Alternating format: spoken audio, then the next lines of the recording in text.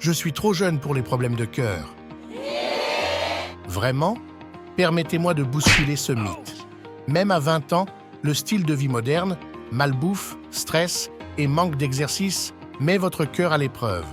Oui, les jeunes aussi peuvent avoir des problèmes cardiaques et souvent sans le moindre symptôme. Alors, oubliez l'âge et focus sur la santé. Cœur fragile ou cœur de lion, cette vidéo est pour toi. Prêt pour un réveil cardio? C'est parti pour détricoter les idées reçues concernant les maladies cardiovasculaires. Pensiez-vous que les maladies cardiaques étaient uniquement l'affaire des hommes? Détrompez-vous. En réalité, les maladies cardiaques ne font pas de discrimination de genre. Elles frappent aussi durement les femmes avec des symptômes souvent plus subtils et trompeurs, rendant le diagnostic plus difficile. Les statistiques sont claires. Les maladies cardiaques sont une cause majeure de décès chez les femmes, avec un impact aussi important que chez les hommes. De plus, beaucoup de facteurs, comme le tabagisme ou une mauvaise alimentation, peuvent annuler la protection naturelle contre les maladies cardiaques dont disposent les femmes grâce à leurs hormones, surtout après la ménopause. Alors, que vous soyez un homme ou une femme, prenez votre santé cardiaque au sérieux. Ces maladies ne font pas de discrimination de genre. Protégez votre cœur pour vous-même et pour ceux que vous aimez.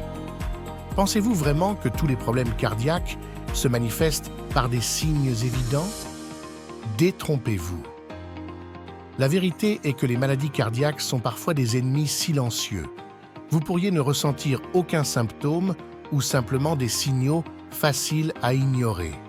Par exemple, une légère gêne thoracique, une fatigue inexpliquée ou même une indigestion peuvent être les seuls avertisseurs d'un problème cardiaque. Beaucoup de personnes découvrent leur maladie cardiaque de manière inattendue lors d'un examen de routine ou après un incident grave. Alors, ne comptez pas sur des symptômes évidents pour vous alerter. La prévention, par des contrôles réguliers et une attention à votre bien-être général, est la clé.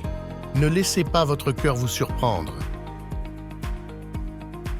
Le cholestérol, toujours l'ennemi numéro 1 pour la santé, c'est un peu plus nuancé que ça.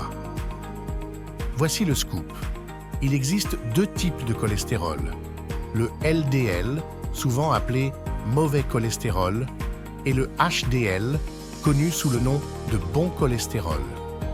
Le LDL peut s'accumuler dans vos artères, les rendant plus étroites et augmentant le risque de maladie cardiaque. C'est le type de cholestérol à surveiller de près. En revanche, le HDL travaille à votre avantage. Il aide à éliminer le cholestérol des artères, jouant un rôle protecteur contre les problèmes cardiaques.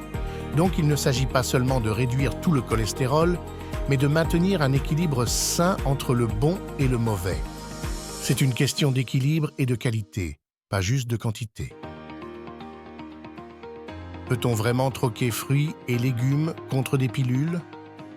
Parlons compléments alimentaires et cœur sain.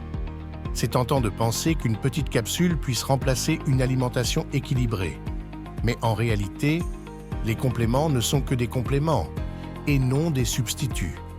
Les aliments naturels offrent une synergie de nutriments, vitamines, minéraux, fibres et antioxydants que les suppléments ne peuvent pleinement imiter. Les compléments peuvent aider à combler certaines carences, mais ils ne peuvent pas égaler les multiples bienfaits d'une alimentation variée et riche en nutriments pour le cœur. En bref, pensez aux compléments comme à un soutien et non comme à un remplaçant de votre alimentation. Un cœur en bonne santé se nourrit avant tout de repas équilibrés et sains.